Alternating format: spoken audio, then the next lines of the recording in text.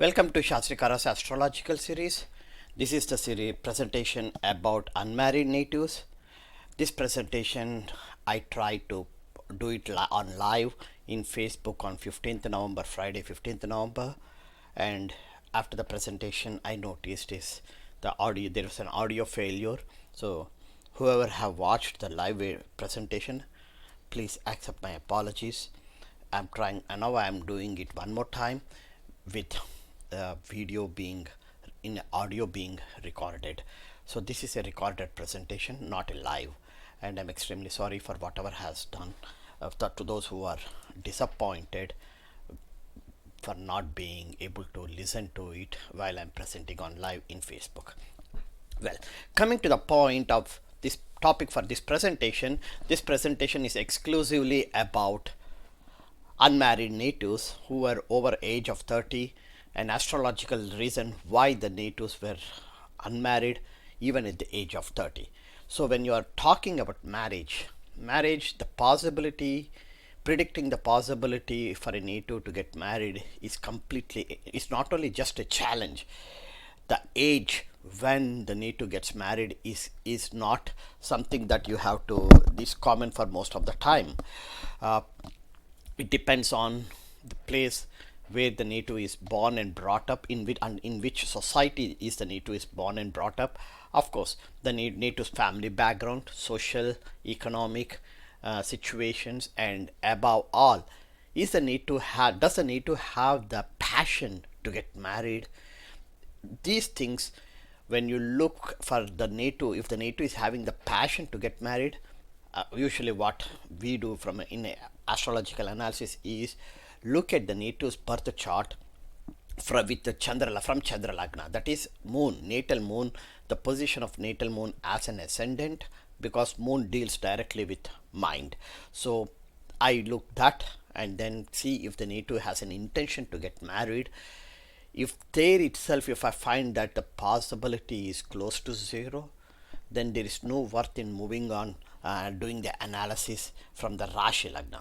Rashi Lagna is the one that's termed as the destiny for the native. So whenever you look at the chart from Rashi Lagna, that is the native's destiny. So let's go and try to see, start analyzing it. I have few examples, like 4 or 5 of examples I have it, but I won't be emphasizing as much detail as possible on example 1. And this is the first example that I'm talking about.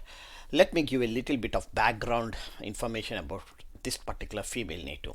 I joined in Facebook Vedic astrology forum somewhere in 2010 or 11, something like that. And in 2013, July 2013, this particular native has posted her birth charts, asking all the members in the Vedic astrology forum to predict the possibility for her to get married. This native was born in 1974, so by 2013 it's almost like 30, over 30 years old. Yep, over 30. And then I had checked it. I did it the way which I'm going to explain to you what is the process that I followed. If every time I do check for any native for the possibility of getting married and the possible period for that particular native to get married. So when I checked in July 2013 for this particular native, my response was that between July 2013 and November 2014, almost 10 months, I said if the native do not get married between this time period, July 2013 to November 2014, then the opportunity of the window of opportunity will be closed. It's something similar to saying that the chances are close to zero after March 2014.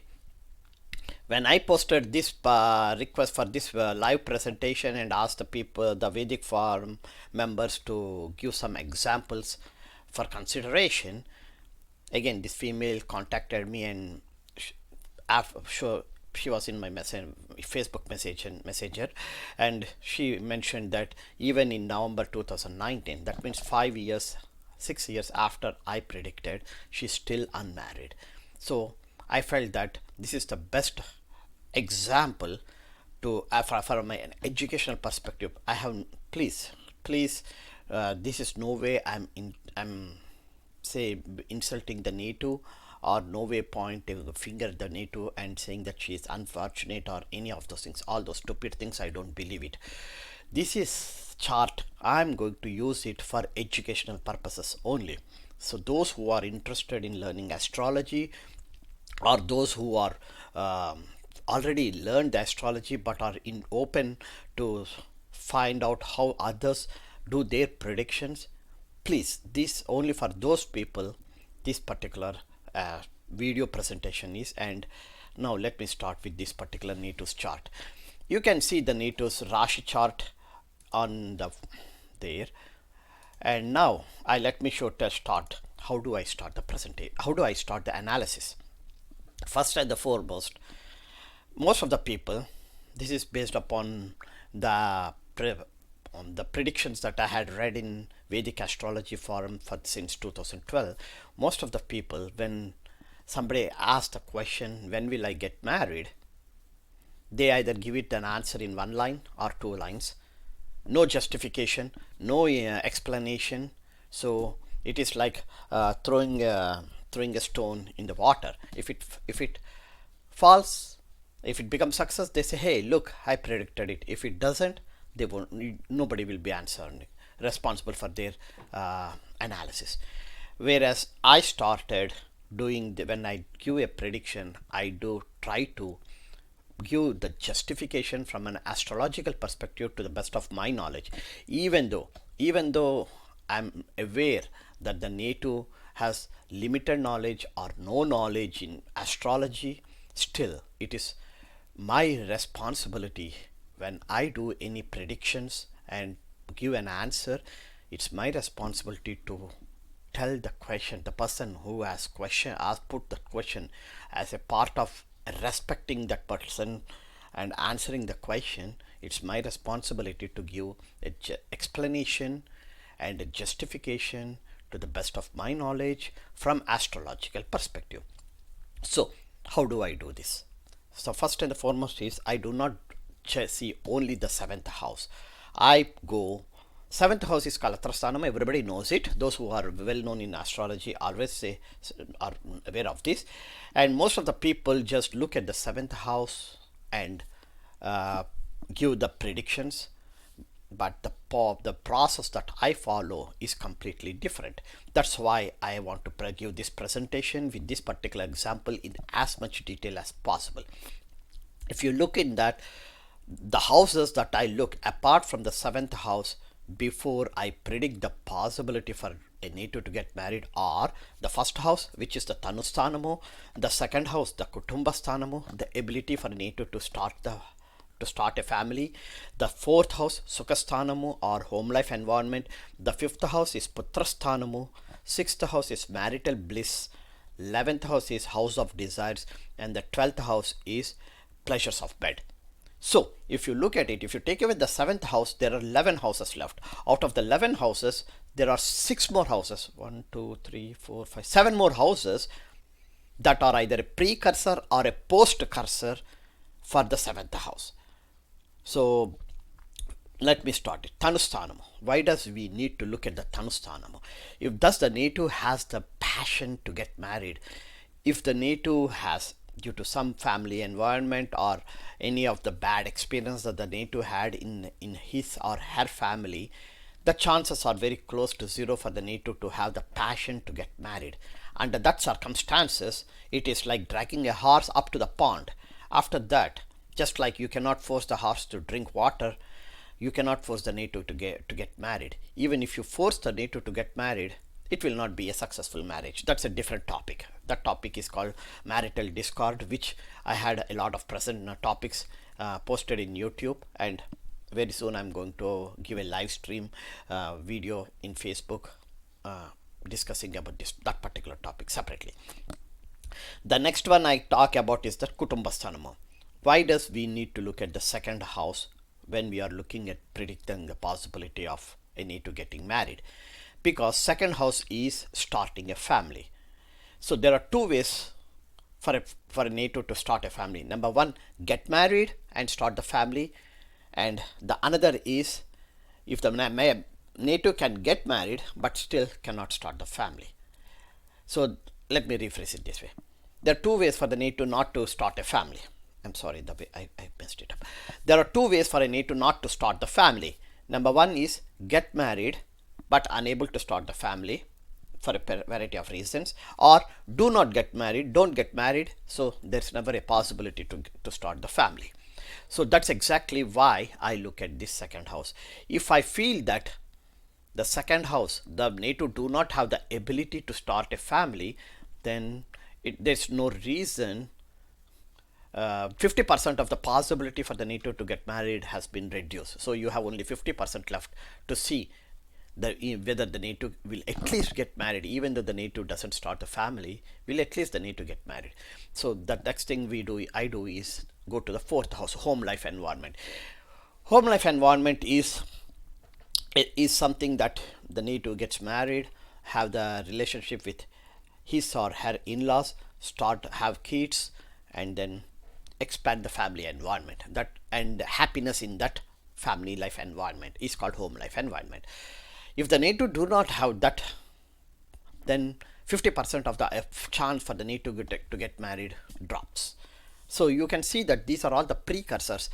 When any of these, the first, second, fourth, fifth, sixth, 11th and 12th houses are tells you if there is any possibility, for that house not to be successful, then the ability for the native to get married is dropped by 50%. Let me go to the fifth house. Fifth house is Putrasthanamu. If the fifth house is spoiled for some reason, then there are two possibilities. Number one, the native will not get married, so that the native will not have kids, or the native gets married but will never have the kids. So like I said, drop of 50%. And then the sixth house, this is very important here. Sixth house talks about marital bliss. Usually sixth house is the house that denotes widow, for a native to become a widow or gets separated. And this getting separation can be permanent or temporary, short term or a long term. And particularly in the current environment, there is a lot of natives get married with their spouse being in one part of the country or in a different country, and they are being temporarily or for a long duration being physically separated.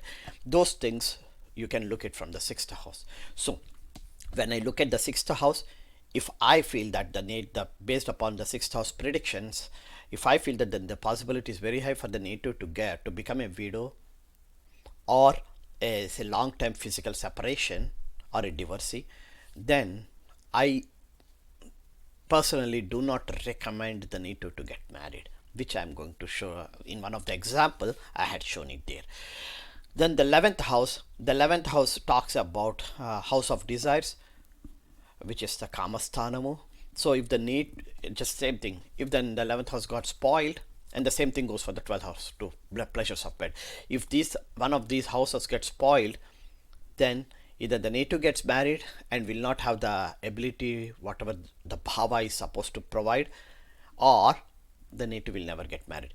So overall, the bottom line is, when you are looking for a native to see what is the possibility for a native to get married, forget about when.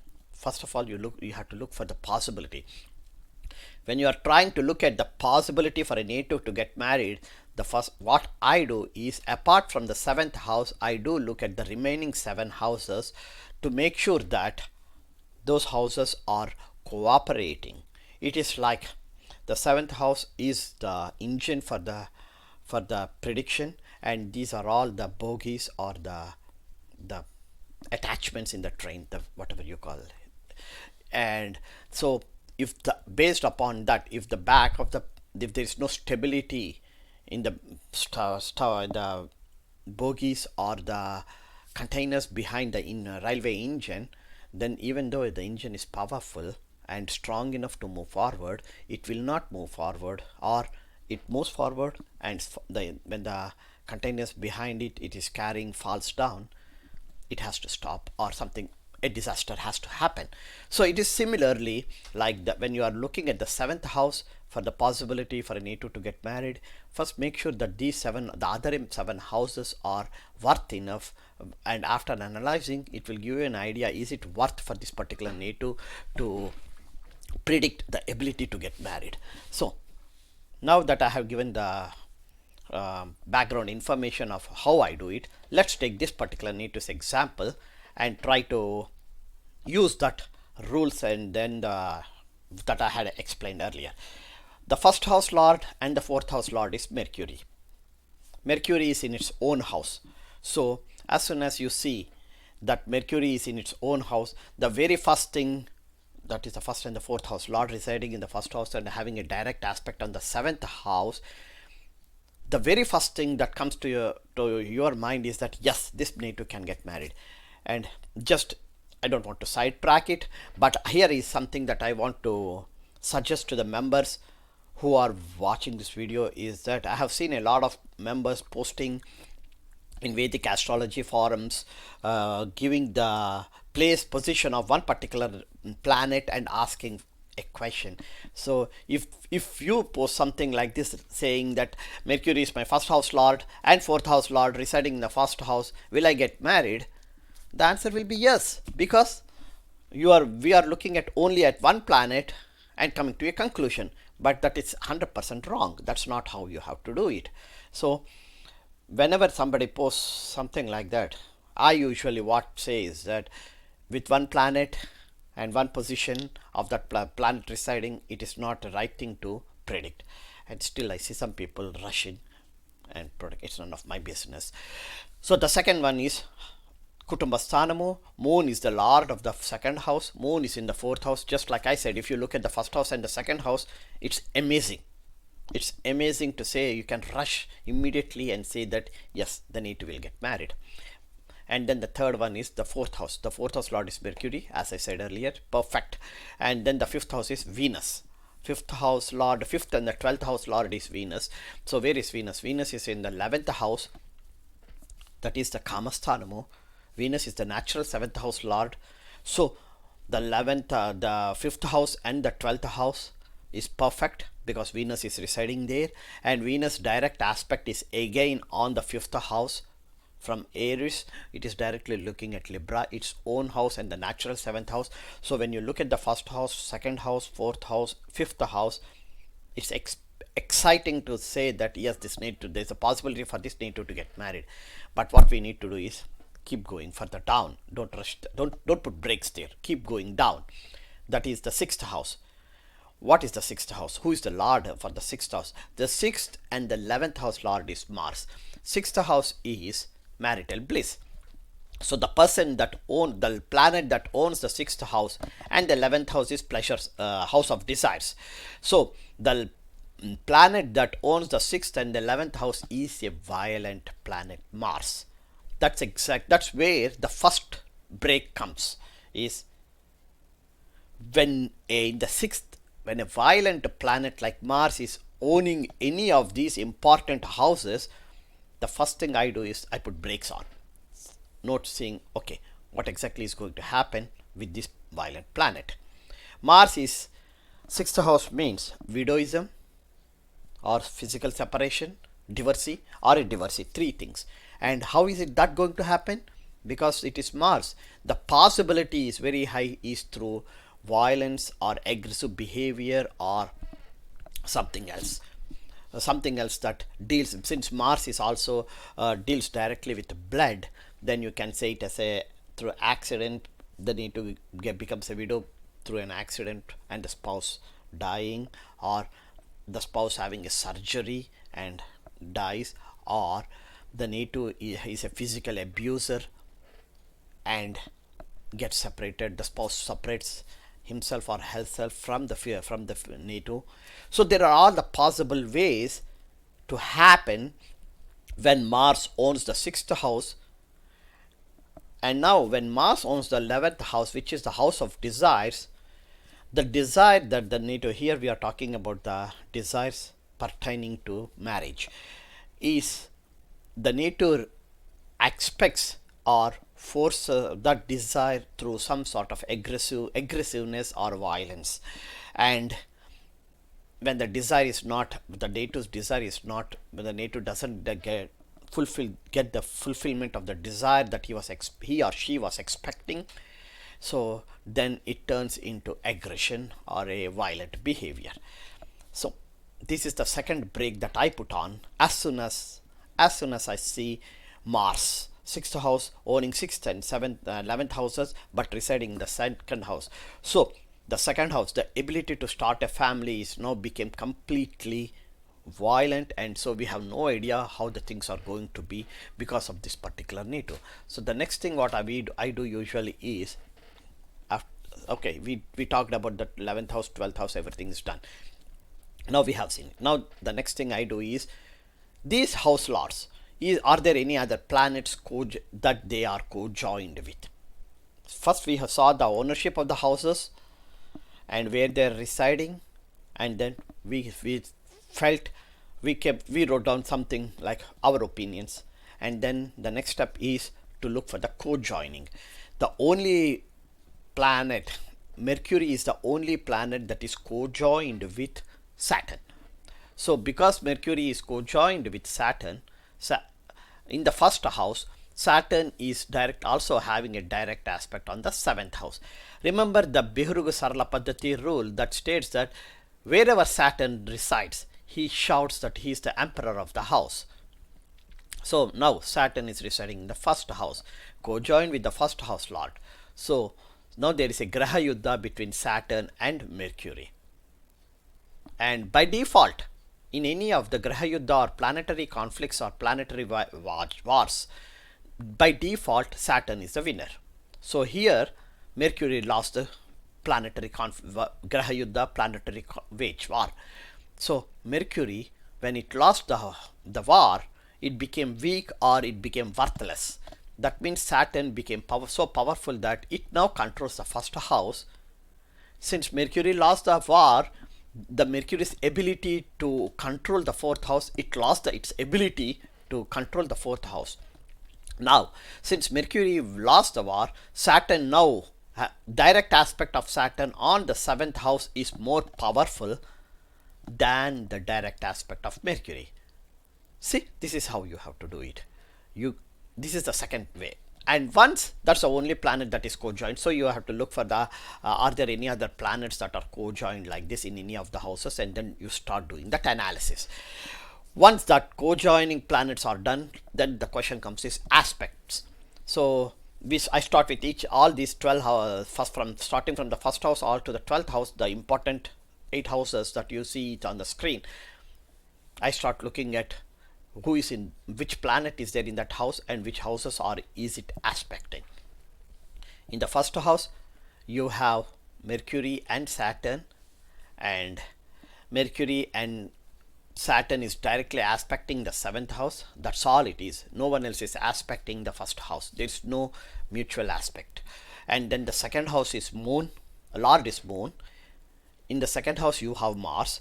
Mars aspects 3 houses. The fourth from its natal position, which is the 5th house, Libra. So the Mars is residing in the second house, owning the 6th house, owning the 12th house, owning the 11th house, 6th house, residing in the second house. What is it doing? It is aspecting the 5th house. Okay, that's the first thing. And then it is aspecting the 8th house and the 9th house. The 8th house is Mrityusthanamu. Remember, I told you, Mars, the violent planet in the 6th house. There's a possibility for the native to become a widow because Mars, and that possibility will be very high through some sort of violence or aggression. Now, since Mars is residing in the second house, owning the 6th house, and having a direct aspect on the 8th house, which is the Mrityusthanamu, the native, when this particular native or any native that has a similar planetary combination, is the possibility is that the native becomes widow because of this particular combination. And if you look at it, Mars is having the 8th aspect is on the 7th house lord Jupiter. So that, which tells you that the native's seventh house lord is the married spouse will be either an aggressive person, or I don't know what else to say. I'm sorry, I can't go further down. So the next one is the third house is empty, fortunately. Fourth house is moon. Moon's direct aspect is on the 10th house, it doesn't matter. And the fifth house is empty. Oh gosh, the sixth house. Sixth house is the marital bliss. Already Mars, who owns the sixth house, is already creating enough troubles to this particular native when it comes to marriage, possibility of getting married, or having a marital life, in pertaining to the marital life. Now you have Rahu in the sixth house. So wherever Rahu is there, he is the terminator, and he is the biggest, the most worst planet that create chaos. So in the sixth house, residing in the sixth house, it creates the chaos pertaining to the this marital bliss. That's what you can see. That's another reason why the native never got married since 1974. After, even at this age. And also Rahu's direct aspect is on the 12th house. 12th house is pleasures of bed. So it creates the chaos in the 12th house, which is the pleasures of bed.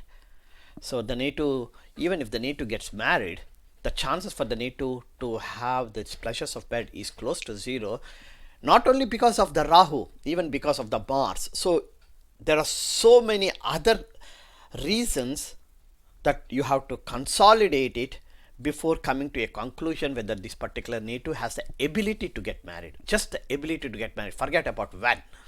And then after the 6th, 7th, 8th, 9th house, we talked about it. It's Jupiter. Jupiter has three aspects. 1, 2, 3, 4. The first one is the fifth aspect, which is on the first house. That is where Saturn is residing. That's a very bad combination. Whenever this is star rule, whenever there is any sort of a relationship between Jupiter and Saturn, irrespective whether they are natal planets or transit planets, forget about all those things. Whenever that particular type of relationship is there, the possibility is very high for some sort of a disturbances, disappointments, or hurdles. So here Jupiter, the 7th house lord, is fifth aspect is on first house where Saturn is residing. Now let's try to look at the relationship between Saturn and Jupiter. Jupiter is residing in the house owned by Saturn. Jupiter is looking at, with its fifth aspect, looking at Saturn. Saturn's direct aspect is on the house owned by Jupiter. So these two planets, the big planets, Jupiter and Saturn, they are having some sort of a relationship, and the outcome is disturbances, disappointments, and hurdles. Since Jupiter is the 7th house lord, all these things, disappointments or hurdles or disturbances, will be pertaining to the 7th house. And also, of course, Jupiter owns the 10th house, so you can even say that it is possible even for the 10th house also. But at this point, I'm not talking about the 10th house, I'm talking about the 7th house only. Then the question comes is, what's the 7th? Okay, 11th house. Who is there in the 11th house is Venus. I already told about it. And then the last one is 12th house, that is Sun. So Sun is the third house lord, which is nothing but third house is siblings, house of siblings. So it doesn't matter. Sun is in the 12th house, so it doesn't matter. And the only problem is that Sun is having a direct aspect from Rahu in the 6th house. So residing in the 12th house and having a direct aspect on the 6th house, a mutual direct aspect between Rahu and Sun, is always results in some sort of a disturbances for this particular native when it comes to his or her siblings. And of course, Sun is also treated as father. So there's some sort of a disturbances between the native and the native's father. I don't know anything about the native's family, so I would better stop here. Now let me go to the next part, is the same chart. I'm still in the same chart. As I said earlier, I'm going in as much detail as possible explaining one particular chart. And here, what's the Mahadasa? Now I went to the Vimsottari Dasa. Now that I had analyzed the D1 chart, see, look at it. I'm only taking the D1 chart. I'm not considering any other charts. Forget about all other charts. one chart is enough. At least when I was being taught from my grandfather, my father, and my uncles, they never use the Navamsha chart. If they are not comfortable with the Navamsa with the Divan chart, the Rashi chart, that's when they try to look into the Navamsa chart to see what else is there that is missing in the Divan chart. If you have some sort of a solid conclusion, and your conclusion is logically and analytically correct, or at least from to the best of your knowledge, there's no need to go into the Navamsa chart. That's what I always say, tell the people. So now coming back to the Divan chart, this particular Divan, in the Divan chart, the Vimshottari Dasa, this particular Natives Vimshottari Dasa started in July Mahadasa. July is the 7th house lord. Started in December 2012, and July is Mahadasa and July Antardasa is 2014. That's the reason. Remember, I told you in the very first that I predicted this native in July 2013 that the window of opportunity closes after March 2014 is only because there is a small hope, little ray of hope that Jupiter Mahadasa and Jupiter Antardasa might initiate the native the ability to get married. It's not that it will do it. There's a possibility. So that's what the reason why I said that small window of opportunity still exists until March 2014. Once March 2014 is gone, Saturn Antardasa came, which is impossible. Mercury Antardasa came, which I have already mentioned, it's impossible. And then comes the Ketu Antardasa. Ketu Antardasa, since Ketu is in the 12th house, the native's mind says like it's enough. I have given enough try stuff for me to get married. It didn't work out, so maybe it is not written in my destiny. And the native directly slowly turns towards the spirituality or spiritual part of their life, of the human life. So this is exactly what happened for this particular native. Now let's go and see. The another thing that I do is I go to Bhiru's Chakra Paddhati. Now that I had done everything with the Vimshottari Dasa, looked at the Divan chart so much in detail, I go to the Bihuru Chakra Paddhati to try to see, okay, what's the next thing? Does Bihuru Chakra Paddhati at least in any way support this particular native so that we can have some ray of hope? And when you look at it, the Bihuru Chakra Paddhati usually in the Indian environment, at least during the olden days, before 1990, the marriage age is considered between the age of 24 after the 24th birthday and before the 36th birthday is considered to be the right age for a native to get married, irrespective of whether the native is a male or a female. This is what the culture and the tradition in India used to be during the until 1990. I don't know how it is right now. The reason, from astrological perspective, the reason is that after the 24th birthday of any native, the cycle ruler is Venus. According to Bihur Chakra Paddhati, the cycle ruler is Venus. Venus is the natural 7th house lord. So when you have the natural 7th house lord being the ruler of for the 12 years, the cycle, each cycle is 12 years. So Venus will be the lord for 12 years. That's the reason from astrological perspective, people say that this is the best time for the native to get married. So I use the same principle to see in these 12 years, after the 24th birthday till the 36th, before the day before the 36th birthday, this 12 years, why didn't the native get married here? We know that the native did not get married. So let's do the analysis. Why the native could not get married?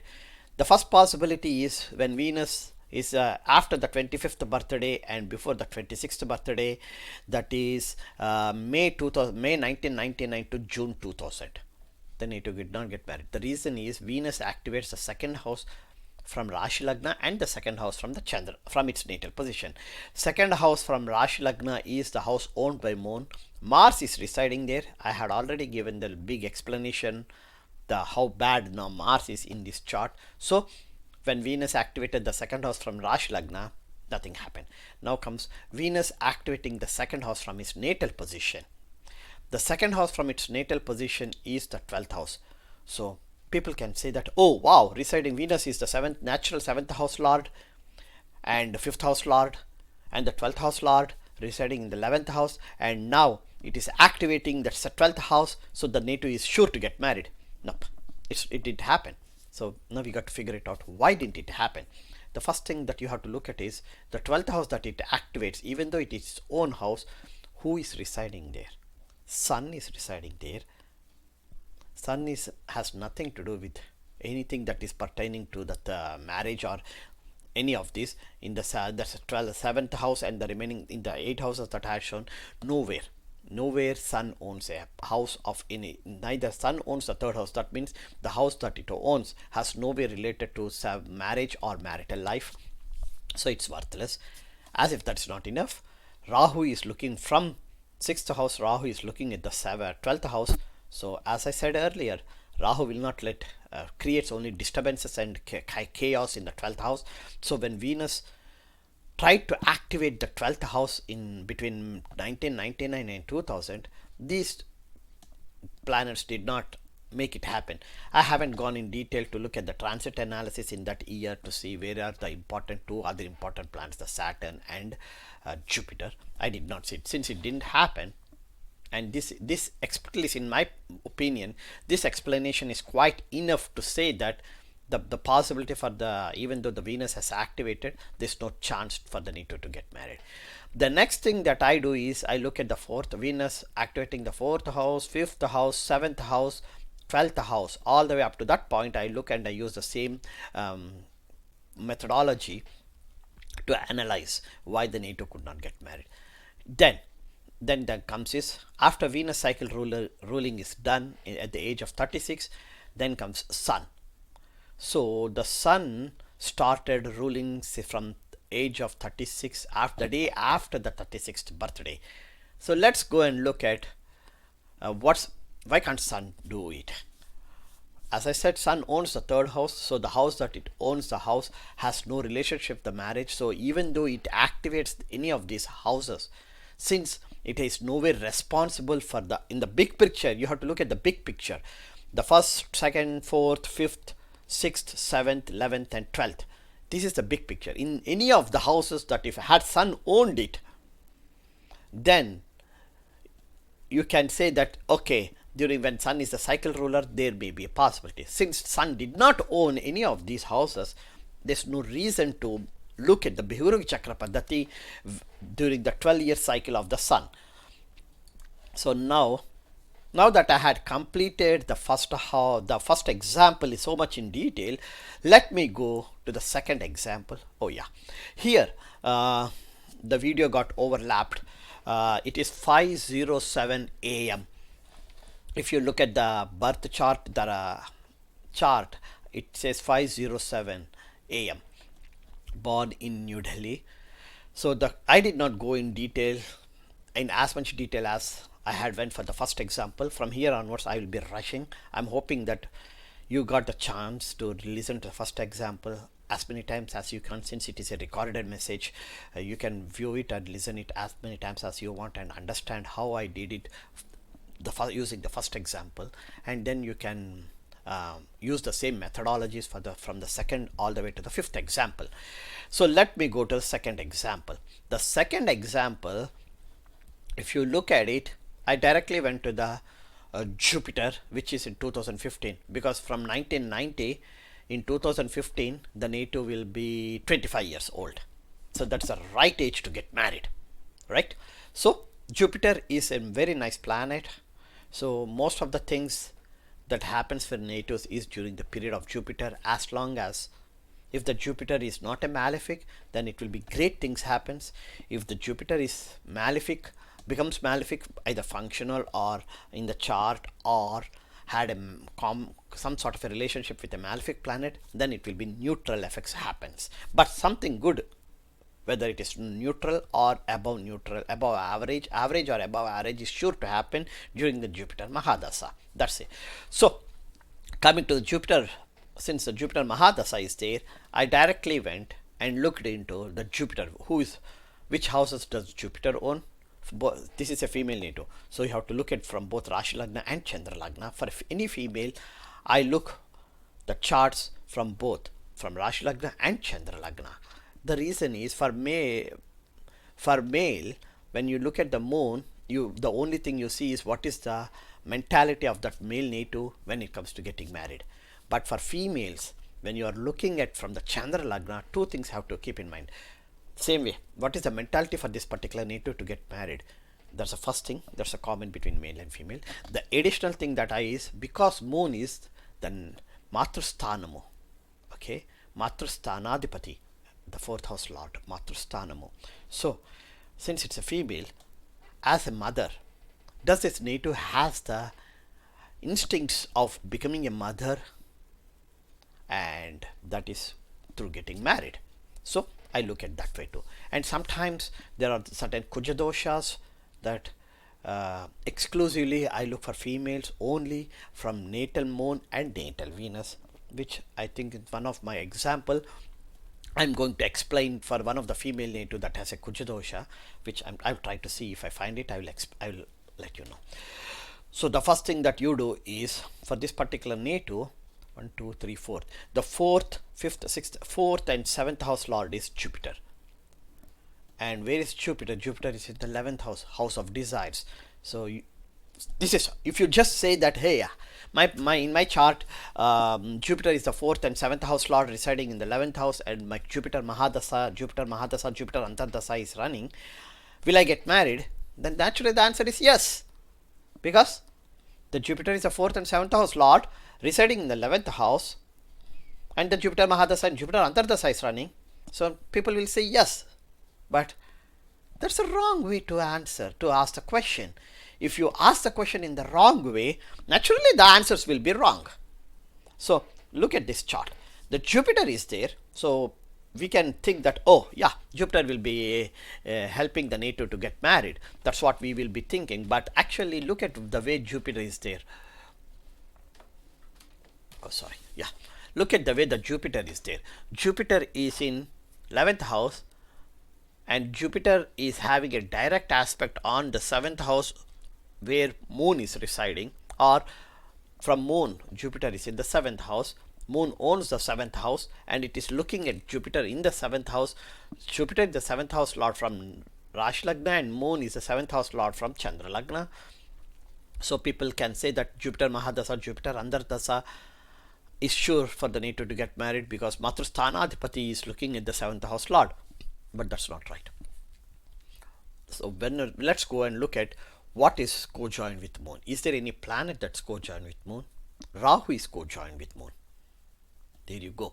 So the mind for this particular native is is not stable when it comes to the marriage, getting married. That's the first thing. I don't want to go more in details. And then the second thing is Saturn, fourth house. We will start looking at all the houses. The first house lord is Mercury. So the Mercury is in the second house, co-joined with the second house lord Venus. Amazing. People say that, oh, this is a beautiful chart. But unfortunately, it is also co-joined with the 12th house lord Sun, and Sun is debilitated or in Nicha. So the 12th house lord is 100% weak here. When the 12th house lord, which is the pleasures of bed, is 100% weak and residing in the second house, which is the Kutumba Sthanamu, the ability for the native to start the family is dropped by 50%. Okay, and then Mercury and Venus are there, we are fine with it. And then go to the fourth house. The fourth house lord is Jupiter. Jupiter is in the 11th house, but in the fourth house what you see is the fifth and the sixth house lord. Oh my god, the sixth house lord is Saturn. The fifth house lord is Saturn residing in the fourth house. This is the biggest hurdle for this particular native, and the chances for this native not to get married until 2020 May is this reason. This is the reason why she will not be able to get married until 2020 May. We'll go down details. So we'll say what in year 2020 we will predict it later. Let's talk about the analysis until 2017 or 2019 November. She's not married even in November 2019. So let's do the analysis right now. Since Saturn is in the fourth house, what I would say is that it owns the fourth house. It yells that it is shouting that it is owning the fourth house. That is the home life environment. When Saturn, a lot of people, they say this is particular opinion that a lot of people have debated it on, and at least for the past 8 years that I'm looking at the charts, one thing I always say is that whenever Saturn owns any of these important houses, give a second chart. Don't take everything with a grain of salt. Don't rush for anything. Here Saturn owns the fourth house. That means the home life environment is now being controlled by Saturn. Fifth house, the Putrasthanamu, the house is owned by Saturn. The sixth house, the marital bliss, is also owned by Saturn. There you go. And from the fourth house, the third aspect of Saturn is on the sixth house, its own house, the marital bliss. So this particular native, when these things happen, usually it's a Saturn who decides who the native spouse will be. Generally speaking, this is out of my personal experience.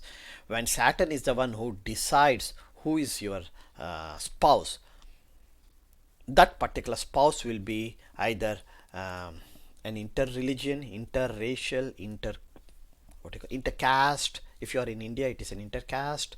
If you are in outside India, then it interracial or interreligion. And sometimes, it's not all the time, sometimes it will be like against getting married a second, the spouse already who got married and divorced or became a widow, marrying that spouse again. These are all the things that are not natural or not readily accepted by the society, is what this Saturn will prefer to do it. That's the same goes for this female native is. And since Saturn is in the fourth house and Putrasthanamu, the ability for the native to procreate is also controlled by Saturn. I'm highly confident. I don't know the native's family environment, the way the native is there, whether the native's social environment will allow it to happen or not. With the assumption that the native social environment allows the native to decide to marry whomever she wants to, then I would predict that this particular native will be inclined more towards marrying someone, a male, who is intercaste, interreligion, interracial, or who was already married and either divorced or separated. These are all the things that happen. And that's exactly why when Moon co-joined with Rahu and looking at the seventh house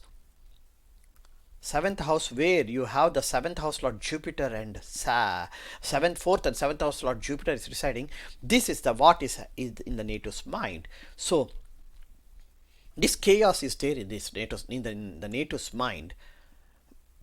The native has some intention of willing to marry someone like that, of that nature, but because Rahu is there, it is the native's mind got so much disturbed that the native is now not in a positive way to get married or to say that she is willing to get married.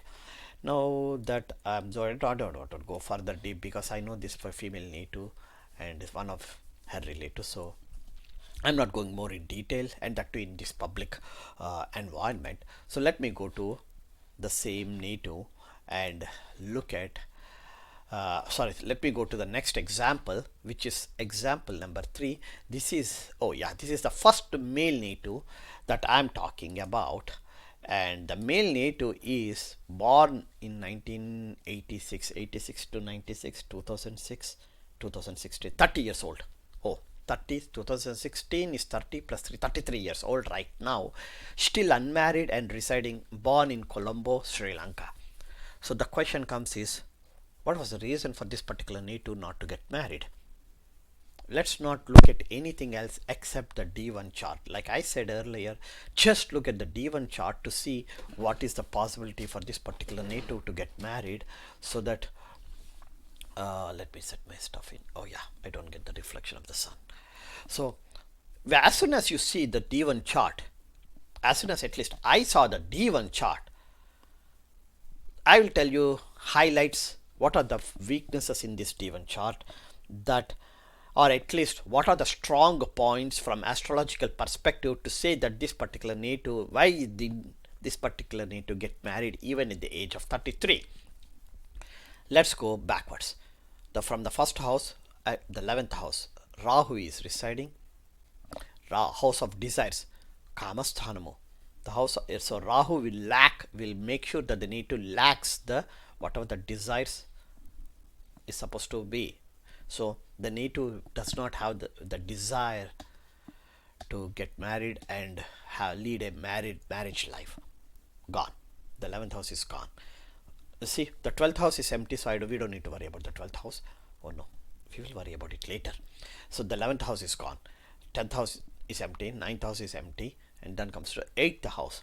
8th house is the most worst house in any chart, is the 8th house. Now let's go and see which planets. Is that 8th house empty? No, it has 4 major planets. So each and every planet, let's see how is it related to the important houses that pertains to marriage, predicting the marriage or having a marital life. The first, Mercury. Mercury is the Lagnadipati and the 4th house lord. God. Then Venus, the natural 7th house lord, the 12th house lord from Rashi Lagna. Oh, even the moon is also in the first house. So from Rashi Lagna or Chandra Lagna, it's the same. So the destiny and what the native has in his mind is the same. This is very important. This is the first thing I should have said, is the destiny, and so whatever the mind native has in his mind is going to be his destiny. There's no change there, no chaos between what he has in his mind and what is happening in the real world. So Venus is the 12th house lord. 1 2 3 4 12th and 5th house lord. These two houses are very important when it comes to marriage, predicting marriage or having a marital life. And then Venus is the natural 7th house lord, so that's residing in the 8th house. So you got, because they are residing in a malefic house or a bad house, their abilities, you can just drop it by 50% with the assumption that they are not strong enough. If they are strong, then you can have the remaining 50% as a possibility, but no guarantee. The third one is Sun. Sun, as usual, here is the 3rd house lord. Forget it. And then comes Jupiter. Jupiter is the 7th house lord. The most important is Jupiter is the 7th house lord. It's in the 8th house. When the 7th house lord is in the 8th house, the marriage, if there is a possibility for the native to get married, if the possibility exists, which usually happens during the Jupiter Mahadasa and when the other planets cooperate, since Jupiter is the 7th house lord, it happens. But the marriage will not be something that is satisfactory from both sides, from both wife and husband. So because the 7th house lord is in the 8th house, that's not a good sign for the native to marry.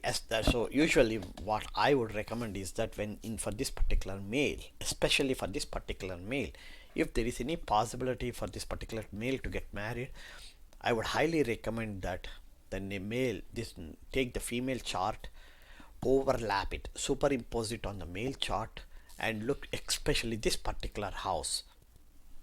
In this house, you have, the male has 4 planets in the same house. How many planets are there in the same house, which is Sagittarius? No, Capricorn. In Capricorn, and which planets are aspecting Capricorn in the female chart.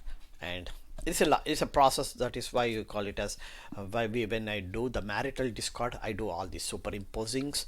So I will show in one of my YouTube video. You can see there are 3 or 4 examples exclusively I had done for marital discord. The next comes is the 7th house. We are done. Go back to the sixth house. Oh, great. Sixth house lord is Mars. Remember, I told you the sixth house lord being Mars is no good sign. And where is this? Mars is residing. Mars is residing in its own house. It became double, double amplified.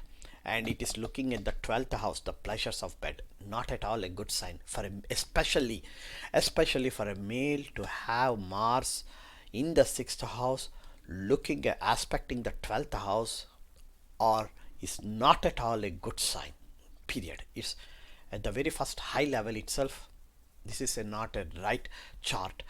If this if any female, I mean any girl's parents take this chart and show it to any reliable non-commercial or a commercial or a non-commercial astrologer who tells the truth like I am telling here, I would say that no, please do not move forward. The another reason is with the same sixth house lord, we know Mars is already such a violent planet residing the sixth house. As if that is not sufficient, it has co-joined with the eighth and ninth house lord Saturn, another malefic. Ninth house lord is Dharmasthana Adipati. So with the Dharmasthana Adipati residing with the sixth house lord, adharma is for sure to happen. And this adharma can be something pertaining to the sixth house or the 12th house. And that adharma, because it has co-joined with Mars, is that adharma is something that is sure to happen, that is either violent or aggressive. Oh my god, a lot of other things. As if that's not sufficient, Saturn's third aspect is on the 8th house, where all these four planets are residing. So as soon as I saw this chart, as soon as I got this chart from the person, immediately I said, no way.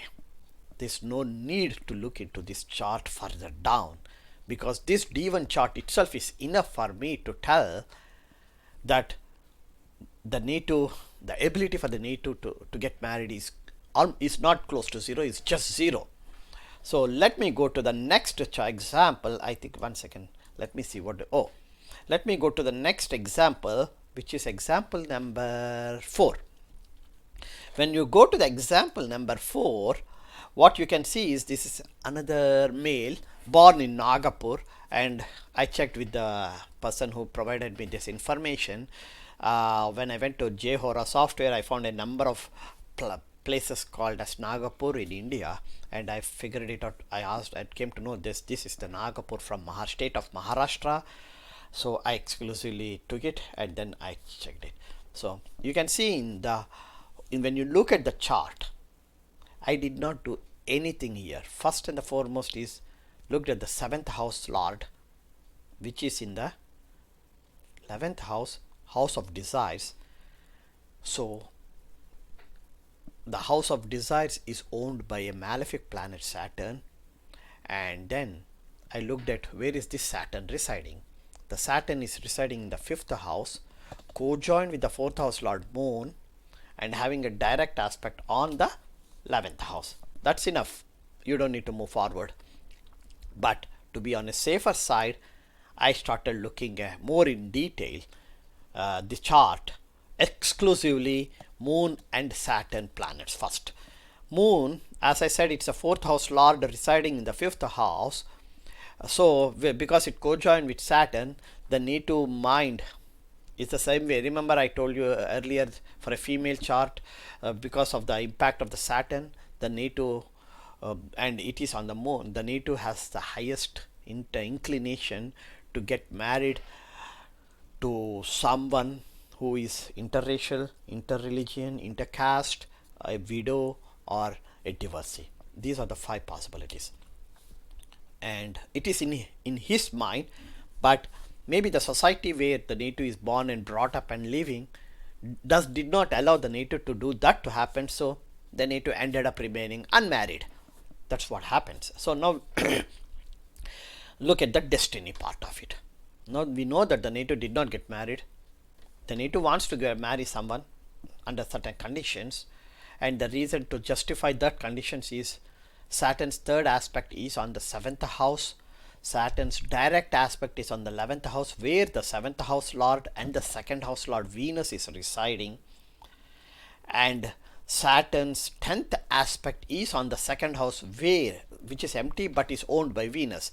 So Saturn's third aspect is on the 7th house, 10th aspect is on the second house, direct aspect is on the 11th house, and in 11th house you see Venus residing, who owns that 7th and the second houses. So Saturn now controls Venus. Like I said earlier, in the Graha Yuddha, by default Saturn wins. So Saturn controls the 11th house, the second house, and the 7th house. And now residing in the 5th house, it yells saying that I am the one emperor of this house. And because it's co-joined with the 4th house lord, it superimposes its powerful, malefic, anti, against the dharma thoughts it creates in the native's mind. So we don't know what else is happening in this native's life. Next comes the destiny part of it. When I look at the destiny part of it, that means from Rashi Lagna, the second house, I told you it got spoiled. The third house is we don't care. Fourth house is moon, it's spoiled. Fifth house is completely spoiled. Sixth house. The sixth house lord is Mercury. So the sixth house is marital bliss. So let's go and look at where is Mercury residing. Mercury is residing in the 11th house, owned by Saturn, having a direct aspect from Saturn. Okay. So, and in 6th house you see Rahu residing, having a direct aspect of the 12th house. So even the 6th house is spoiled. By the way, I forgot one more thing, is the 5th house. The 5th house lord is Sun. That means Saturn and Sun are bitter enemies, and so Saturn is residing in the house owned by Sun, and Sun is residing in the house owned by Saturn, and they are having a direct aspect between each other. This is the Parivartana Yoga between Saturn and Sun is no good. It's not at all a good sign. And the direct aspect has amplified the badness. And what I heard is that sometime after the native was born, I don't know during what period it is. Oh, especially during the Rahu period, I think the native's father died. Because you know the Rahu, where is it? It's in the 6th house looking at the 12th house.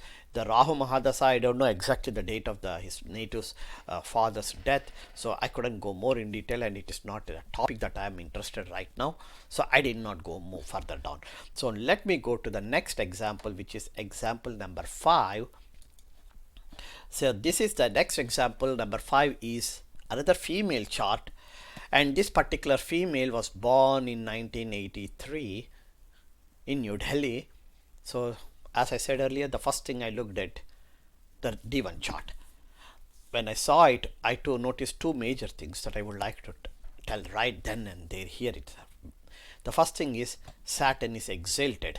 So whenever you see an exalted planet in the chart, the first thing that whenever I see, let me rephrase it this way, whenever I see an exalted planet in the chart, the first thing that I look at, where is that exalted planet residing?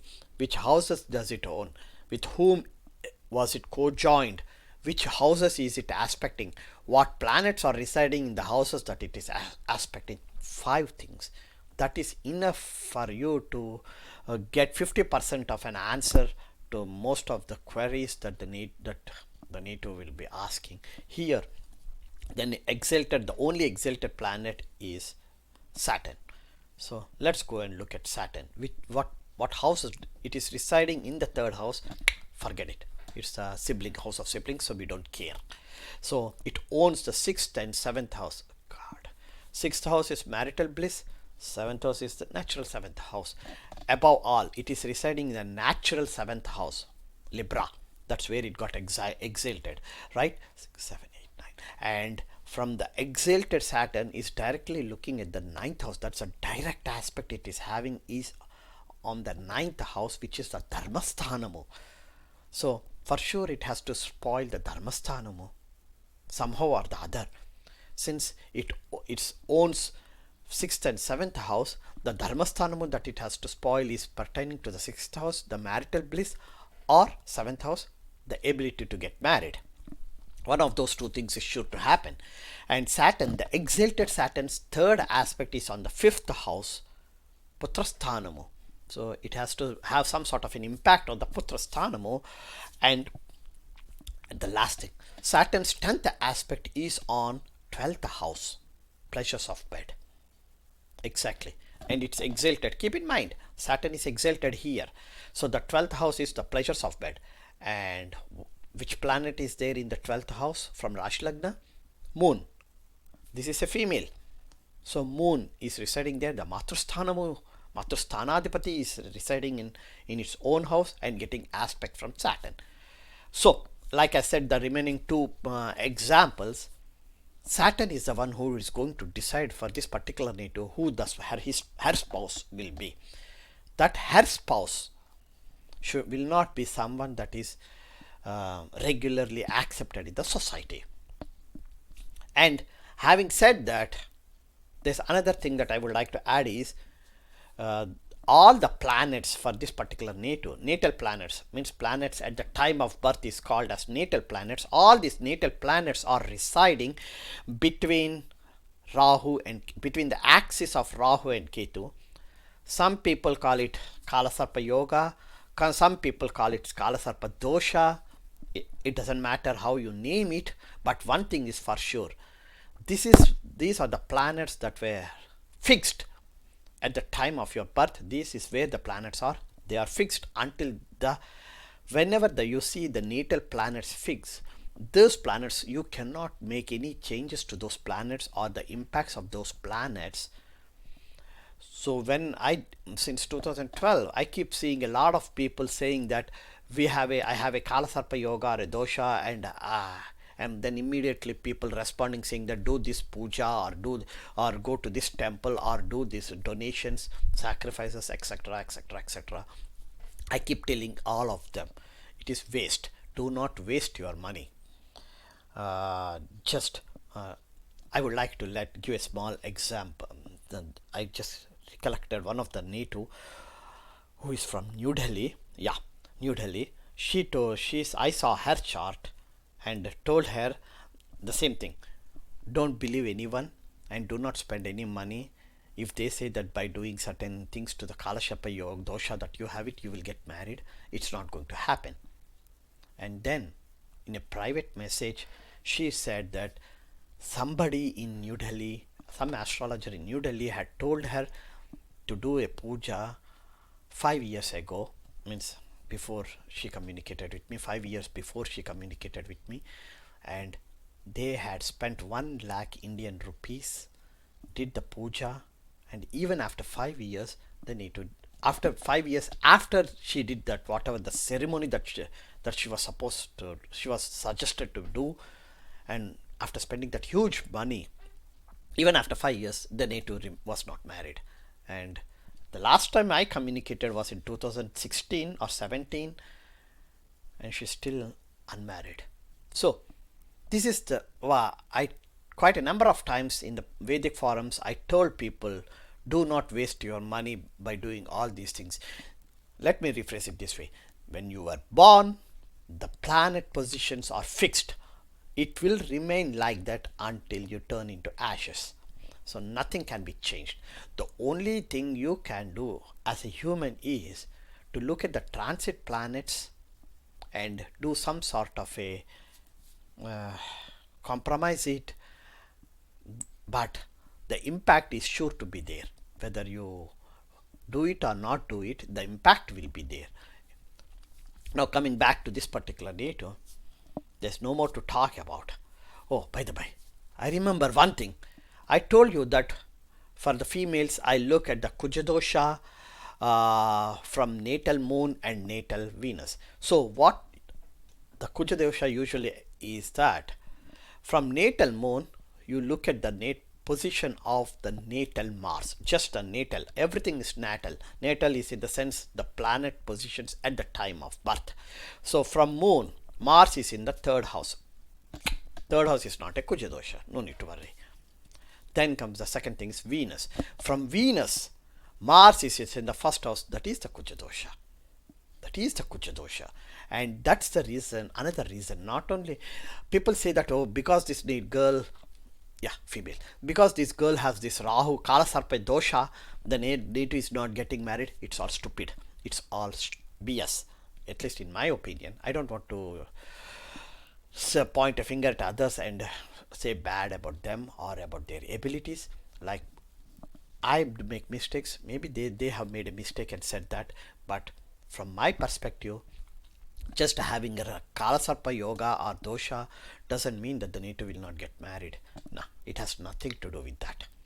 Now I had gone through that. I had taken the Bihuruga Chakra Paddhati and tried to see is there any possibility for this particular native to get married. The possibility is close to zero. The only thing I can say is, now if you look at the Bihuruga Chakra Paddhati, it started the 35th birthday, that started the day after 36th fifth birthday is sorry 35th yeah 35th birthday is November 2018, and from November 2018 to November 2019 Venus activates the 12th house. It's already November 16th, and here it is up to November 17th. So we will take plus or minus 2 weeks here. So we will assume that before the end of November 2019, Venus activating the 12th house still has some sort of what impact will it have. So first of all, the 12th house is the house owned by Moon. When Venus activates the 12th house, Moon gets activated too, and the chance is like, yeah, because it is there. But since exalted Saturn is having the 10th aspect on that house, whatever Venus activates it, the activation will be dropped by 50%. So now what if the Venus has activates it, the impact is dropped by 50%. Now look at the second house, the 12th house from its natal position. The 12th house from its natal position is the Lagnadhipati, Lagna, first house, Tanusthanamu. So yes, the native has an intention to get married before November 2019, since as Venus is activating the 12th house and Venus is residing in the second house. Venus owns the 10th house. It has nothing to do with owning the houses now. So yes, there is a possibility for this particular native to get married. So will it happen? The chances is close to zero, because you look at this, because Saturn, exalted Saturn's 10th aspect is on the 12th house where Moon is residing. 12th house is pleasures of bed, owned by Moon, and Moon. So as I said earlier, as long as the society allows the native to decide whom she wants to marry and let it happen, the marriage will not, the possibility for this native to get married will not be there. So even though astrologically there is a possibility, what I'm trying to say is you got to look at the social economic environment, and above all the native's mind, means what is the native thinking, and then look at the destiny. So now that I have said this one, let me go to the same native and look at the Vimshottari Dasa. Until April 2020, transit Saturn is going Venus Mahadasa, Saturn Antardasa and Saturn Pratyantara Dasa is running. Like I said earlier, if the native is being given the opportunity to marry anyone, the one that she has in her mind, forget about everything, forget about all other things.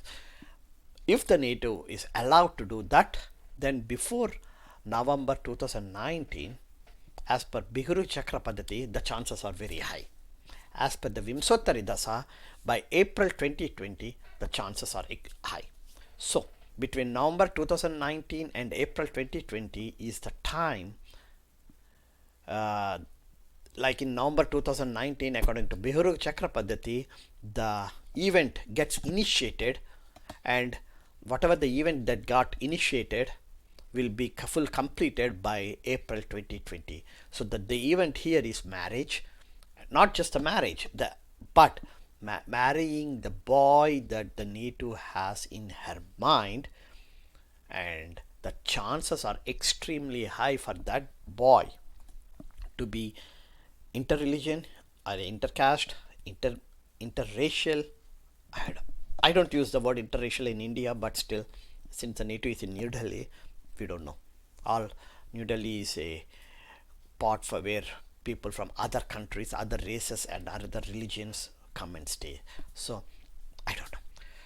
Or a widow, or a guy who was already got married and divorced.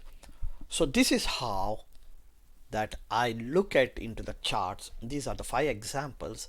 That there's a lot of other examples I have it, but I picked up only these 5 because of the reason that I felt that the first one is for sure. I felt that I had to explain in detail. The remaining are the examples that I felt that comes under the same category, similar category, or close by. So I had picked these 5 examples and presented it on in Facebook live streaming on Friday 15th November 2019. Unfortunately, the audio failed on that day, so this is Saturday, November 16th, 2019. I had gone and re-recorded this one, and now I'm will it will this will be posted in the Facebook Vedic forums, and this will also be posted in my Facebook channel.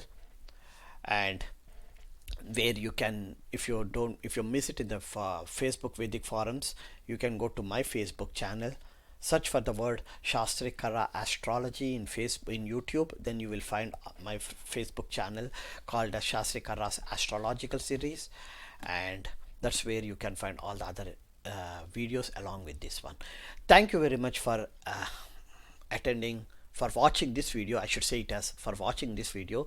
And I apologize all those members who had participated in the live streaming in the Facebook yesterday on November 15th. I'm extremely sorry for and wasted your time.